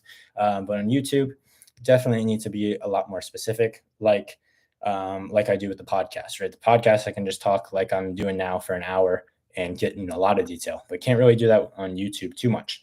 And so just generally speaking, right, my thoughts with upper body are I actually don't think upper body training for ultimate is that important. And I'm realizing that this is a hot take because, right, let's break down the reasons that you would train upper body for ultimate or in general, right?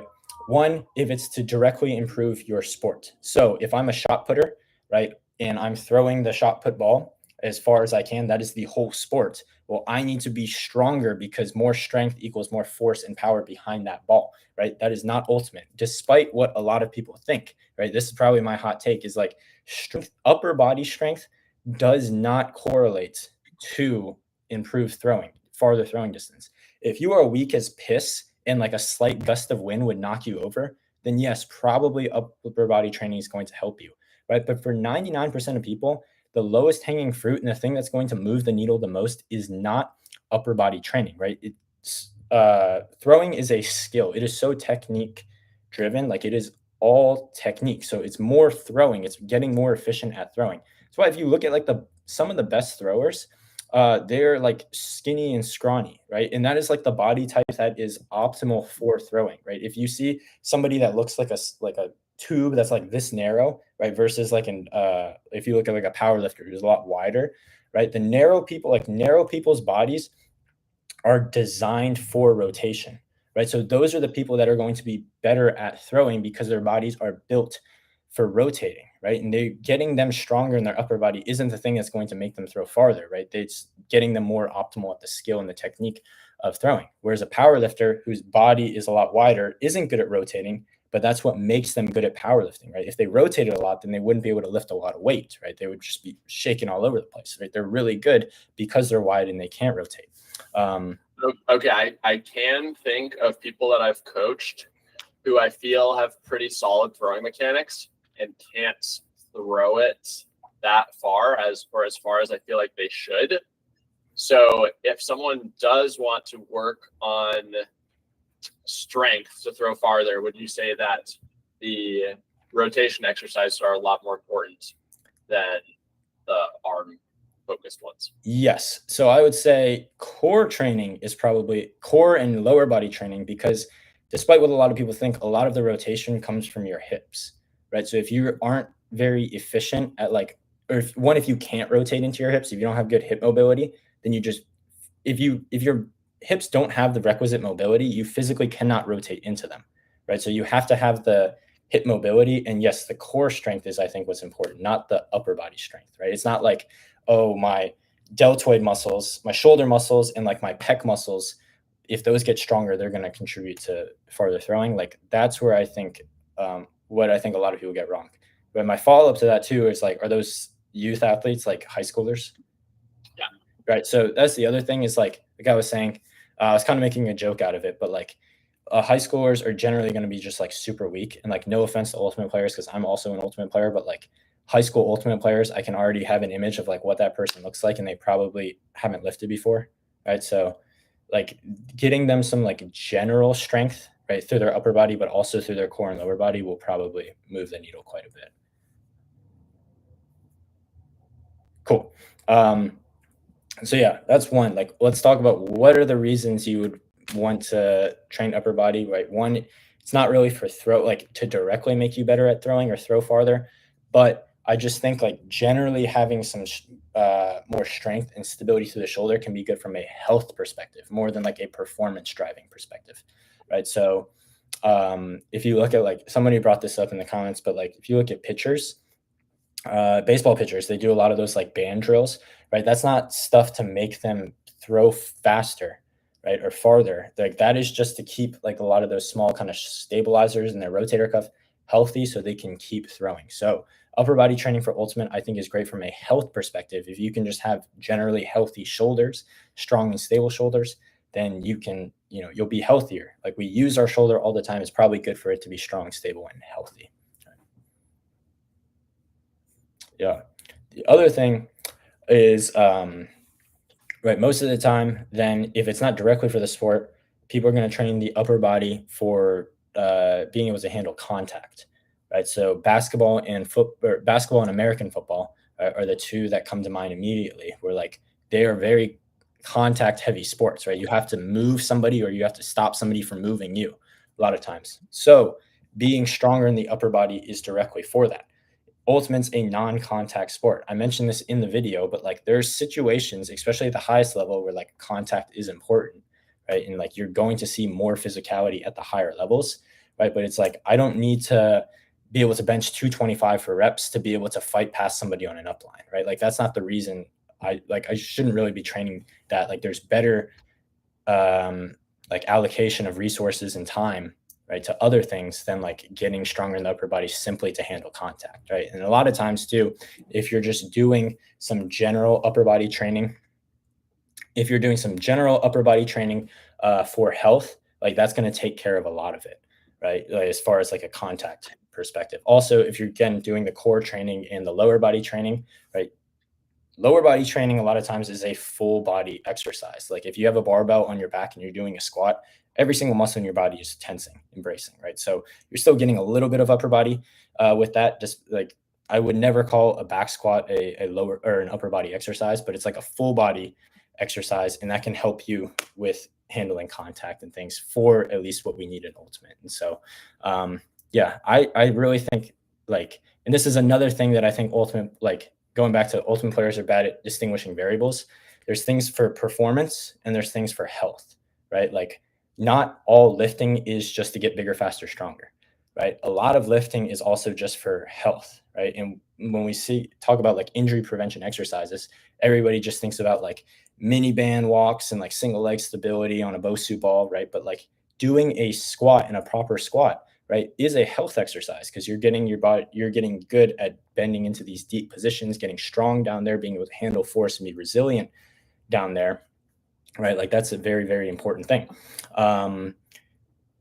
Yeah, like even just doing like plyometrics, like you were talking about before, like that's we're doing these like max effort jumps or these bounds or whatever, like we think about these as a performance exercise, but they're also an injury prevention exercise of sorts, right? Or a health exercise, because you're getting your body used to handling those type of forces, right? So that when you do it in game, it's not the first and only time you've ever done it, right? Your body's used to it. So yeah, I think like training, like even if you're getting stronger and you're seeing improvements, like if these high schoolers are seeing improvements in their throws, that's great. If you're seeing improvements in being able to handle contact, that's great, right? But a lot of times it's more from a health and kind of injury prevention standpoint than it is like a performance enhancement standpoint. I see James said some stuff. I'm going to read through it. That's an interesting take. Tennis players are similar. If you see them in person, they're strong and bigger than the upper body than you'd expect. Ultimate players tend to lift just to lift, but don't know what to do that will actually help. Totally agree. And I think tennis, I would honestly say, is like upper body's probably a lot more important because like the forces that are going into it. With like Frisbee, you're never actually like decelerating an external load, right? With your upper body, at least, right? So when we throw a Frisbee, it's like we are generating all of the force and all of the load and the velocity behind that Frisbee. Whereas with tennis, like the racket, I know it's not that heavy, but it's heavier than a Frisbee. And you're also having to like wind it up, and there's an external mass of ball. Again, not that heavy, but it's like it's coming in with a lot of speed, right? You're having to decelerate and then redirect, right? And so there's a little bit more speed with that. There's some higher forces with that. So generally, like probably being a little stronger up there for like injury prevention or for health will probably go a lot farther than what's needed for Frisbee, I would think. Yeah, I feel like tennis probably has a much greater load on your shoulder than throwing forehands and backhands. If you threw only hammers and ultimate, maybe it would be more comparable to tennis. But I mean, I am not a tennis expert, but I would surmise that there are a lot of shoulder injuries in tennis because whenever you hit a hard shot, you're rotating through it so violently. Yeah, I mean, there's tennis elbow, which is like the inflammation of like the flexor on your forearm here, which like Frisbee players will get. Yeah, exactly. So yeah, Frisbee players will get if you're throwing flicks a lot, or like I remember when I would flick pull a lot and pick up, and like I would start to get a little bit of like some early onset tennis elbow, just because it's like you're just eating that thing. Yeah, but also if you're playing 7v7, how often are you going to be throwing hucks? Right. Probably not very often. When I play a tournament, like a whole tournament, I'm throwing maybe like one huck a game on average. Maybe two. Like, so that is not that much load on my arm and shoulder. Because like really if I like to experience pain, I'd probably have to go out and practice throwing like 50 hucks in a row, and then I'd get kind of sore. Yeah. And I think that's a good point too, because like, but tennis players are hitting it so hard. Yeah. And like that's their entire sport, right? Whereas like Frisbee, there's so many other things going into it. Like if a tennis player said they only hit it like twice, you'd be like, wow, you're so bad, like because you didn't play, probably, right? Like, but yeah, I think to that point too, like if you're a player who does huck it a lot, right, then we have to backtrack and look at like, well, you probably, because you've thrown a lot, you're a good thrower, you throw a lot in practice, like your body is so used to all the reps that you probably had to do to get to a position where you could do that, right? It's not like you're going to wake up one day and like suddenly be asked to throw 200 hucks and like, crap, like I start weightlifting for this, right? And so like your body's probably used to it, and like your shoulder's able to handle that load because you've done it so much in practice and like you gradually ramped up to it.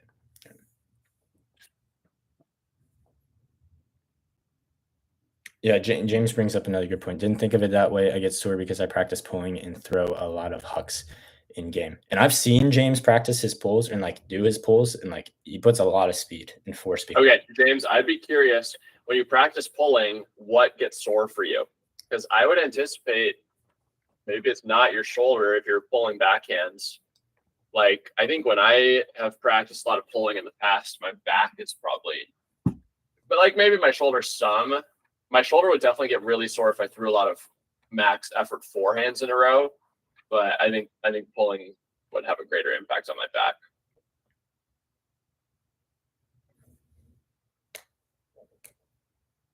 Usually shoulder. All right. Well, interesting. You have to look at too, like, it's with something like super high velocity. This is kind of getting into the weeds of like sports science stuff. But when you look at something that's super high velocity, like look at the. But I was also Oh yeah, James comes from a background of tennis, which like makes sense that like his shoulders are probably super resilient. James, do you play pickleball now? I'm gonna look him up on my pickleball rating app. I'll see if he's playing any tournaments.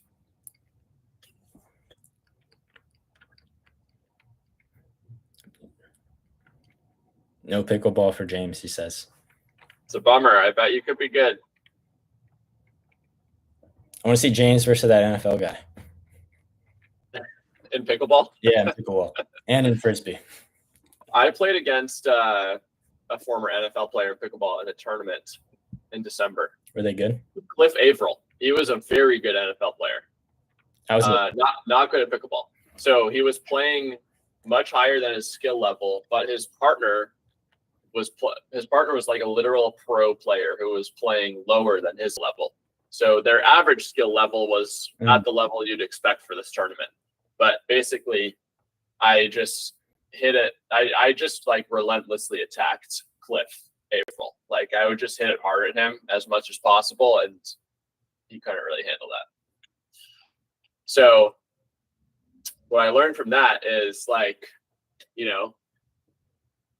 really good professional athletes are great athletes, and they'll pick up other sports quickly. But like Cliff was not a brand new pickleball player. He'd been playing for a little while, and sometimes these sports are harder than you think. Yeah, skill versus athleticism.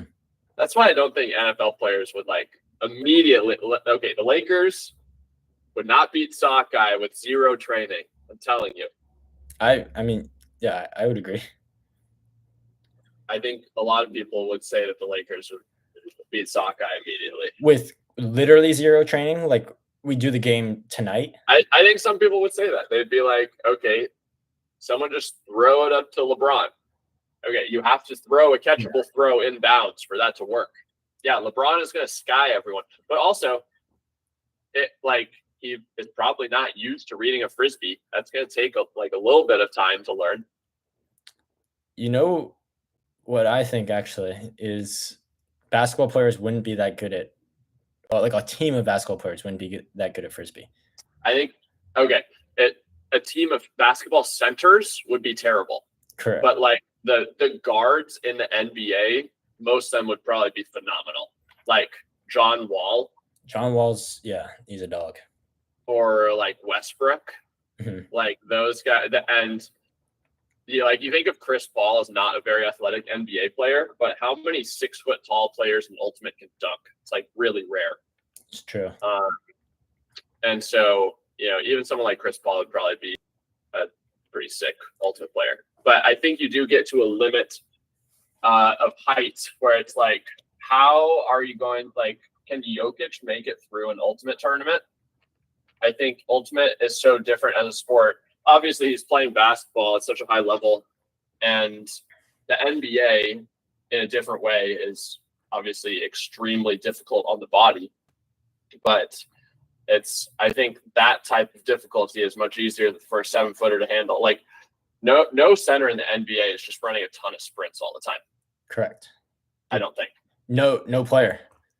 Because how long is a court? Like 94 feet, I think. 94 feet, which is like 30 yards, right? And that's nothing for an Ultimate player. But how often is a basketball player running like baseline to baseline? Like, especially an NBA player, very rarely, right? So they're like constantly in their acceleration mechanics and never actually get up to like their top speed. And like we were talking about earlier, like if you open up the court, there's more load, right? If you close the court, less load. And so like basketball players, I agree, like just would not be used to the demands. Now they're NBA players, so they're like professional athletes, so they'll 100. My opinion, they'll definitely be resilient enough to make it through a tournament. But like long term, I don't think they would hold up. No. Okay, I have a friend who works for an NBA team as an analyst. Mhm. He had some insight to like the average mile time of an NBA player, and I don't remember exactly what it was, but I remember that it was not impressive at all. It was like well above 6 minutes was kind of the baseline. See that? And so, like, I don't know, running the mile does not translate directly to ultimate, but I think it is like kind of a similar form of conditioning as what you might expect in an ultimate game. And I think the conditioning for playing basketball is so different than playing ultimate. Okay, James says they would beat Sockeye with a week of training. I don't think that's true. After playing against Cliff Averill in pickleball, which makes me an expert on the topic of elite athletes adopting niche sports, I just think there is way more skill to it. Even though LeBron James is, if the disc is anywhere near him, or most NBA players, like they're going to catch it. But I just don't think it's that easy to. It's actually difficult a lot of the time to throw catchable sky balls. And a lot of the time, like new players are not good at throwing flat passes, And so even with the best athlete of all time, sometimes this is just going to curve away for him. Yeah, a week is tough. It's like Dalton Connect can figure it out. It's their training. Yeah. I mean, the only thing I can think of that's going in their favor is that like professional athletes of that caliber are so good at or so in tune with their body that they'll probably be able to pick up on things a lot faster than the average Frisbee player, even above average Frisbee player, I think. What's their training schedule? If they get a week of unlimited training with the best coaches in the world, with me and Justin. Dude. Then I won't take them very far. My whole thing's athleticism, and they're very athletic, so I'm obsolete. Yeah, I don't think they would beat a Nationals team with a week of training. I think it would take a few weeks. Be tough. Right. And I think the defense in Ultimate is like so different from like there are obviously some similarities. Also, like breaking the mark, I don't know, would breaking the mark be easy because you would just throw under them? How many between the legs throws could be thrown? Probably quite a lot. I think if they play, if like recovery and being tired isn't a factor and they played every day, I think they would. I'd give them a month, and I think they could beat Sockeye. A month, yeah. I think most people would say that it would take a lot less than a month. Yeah. Cool. You think should we wrap it up there? Yeah, I guess so. Does James have any more interesting questions for us? James has some good stuff.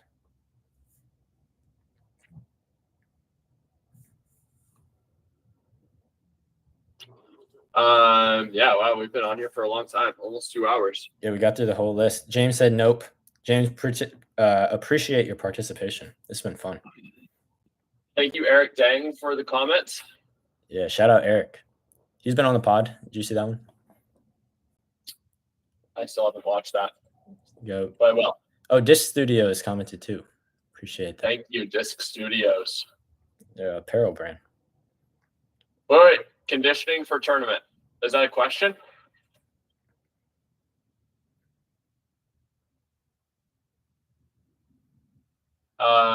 Sci-Fi Care 2, you have 30 seconds to put that in the form of a question before we log off. I think I know what they're saying. I can. Okay. I mean, go ahead. Yeah. Yes, it's a question. How to condition for a tournament? That's what I assume. I'll go with that. So, tips. Okay, perfect. So, first thing I would say is like Manny was saying, right? Oh, and I forgot to mention this. So like Manny was saying, I think just playing, and I've talked about this before too, playing mini, any sort of frisbee is going to be the best conditioning. It's kind of a cop out, right? Like go play more ultimate to get better at like conditioning, right? But it truly is like you can't. A lot of people try to replicate ultimate in like conditioning workouts or intervals or whatever it is. But the best conditioning for ultimate is just to play ultimate. Right now, the big caveat to that, the big disclaimer is you can't play tired or you can't come down when you're tired. Right. So I think a lot of people are like, oh, like I don't have to run. I can just play ultimate, bet.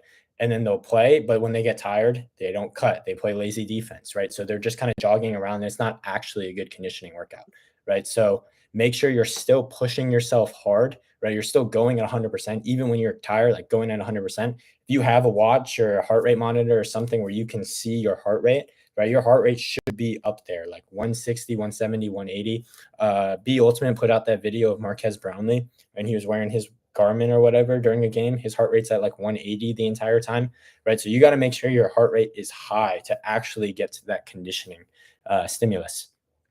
Now, from there, depending on how much you're playing, I think is how much you can add in more conditioning, right? So if you're in season and you're already practicing a lot and you're playing a lot, right, you probably don't want to add more like on your feet cardio on top of that. So, like if you're playing 4 or 5 days a week, right, maybe you want to add biking like one extra day. So that way you're getting conditioning, but you're not on your feet, right? If you're in the off season and you're playing a lot less, well, then you can do a lot more conditioning. How would you train for a 2-day tournament with 30 days timeline? Uh, The conditioning that I've felt like that I've done in the off season. Okay, the smoothest transitions from off season to season for me in season probably has been conditioning like some kind of interval. So shuttles, like when I feel like I'm in really good shape, it's probably because I've been running a lot of shuttles. So maybe like 22 cones, 25 yards apart. You run that 3 times, then you rest for a minute, and you do like 6 sets of that. And then you ramp it up. I mean, Justin's had me do stuff like that before. Maybe like 50-yard shuttles, go back and forth 3 times. So 300 yards total. And then you do like 3 or 4 sets of that. And then just maybe you start with like 2 minutes rest in between each set. And then you go a minute and a half rest in between each set, and a minute. But how to prepare for a 2-day tournament with 30 days of a timeline is a bit of a difficult question to ask without knowing the baseline that you're at right now. Because if we say do this conditioning workout and you haven't run or sprinted in months, then you'll probably just get injured really quickly. So whatever you're at right now, push yourself hard, and then give yourself some rest, and then push yourself hard again, and then probably just keep doing that for the next 30 days. what I like too is kind of a rule, right? So maybe for you, like Manny's saying, we don't know your baseline, so it's hard. But let's say, right, like a good rule of thumb I like is you should have 4 conditioning workouts a week.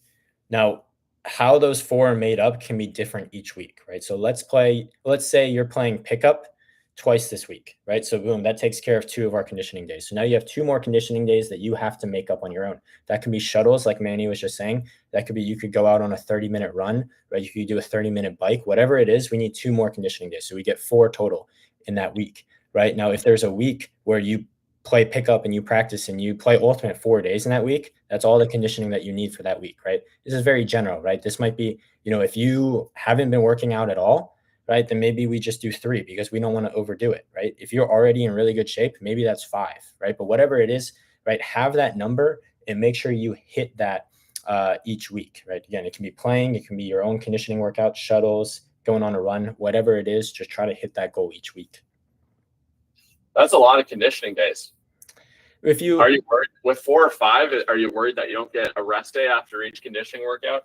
Not really, because if you kind of like undulate the intensity of it, then I think it's okay, right? So if you practice, which is high intensity conditioning, then the next day you do like a low intensity bike, right? You're going to feel fine for practice the next day, right? But that's 3 conditionings right there. Play 1 day of pickup, 1 day of league with 3 days, 20 minutes of PT.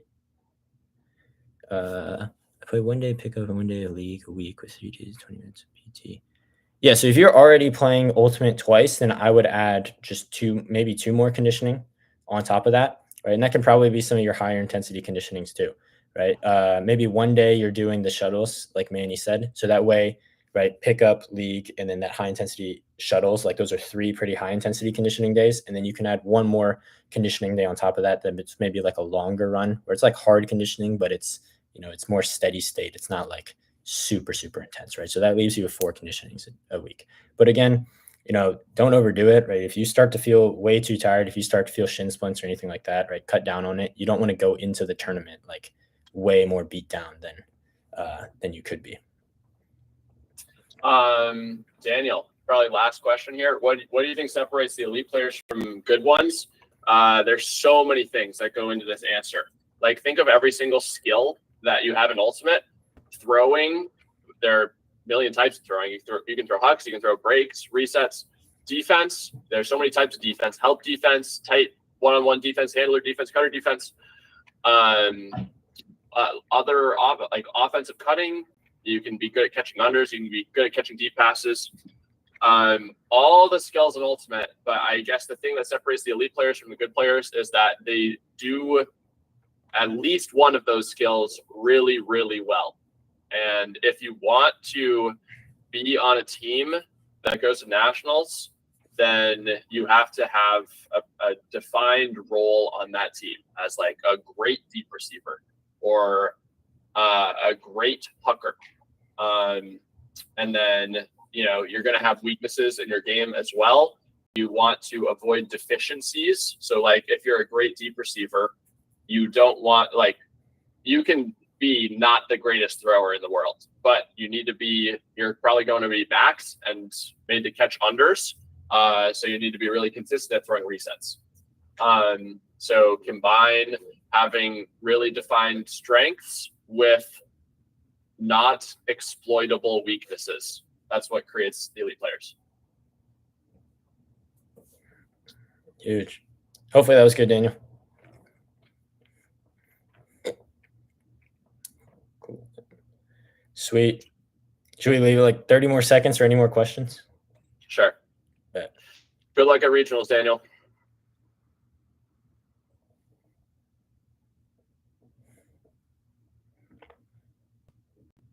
I don't know if we're getting anything, but yeah, this was fun. This was a lot better than I thought it was going to be.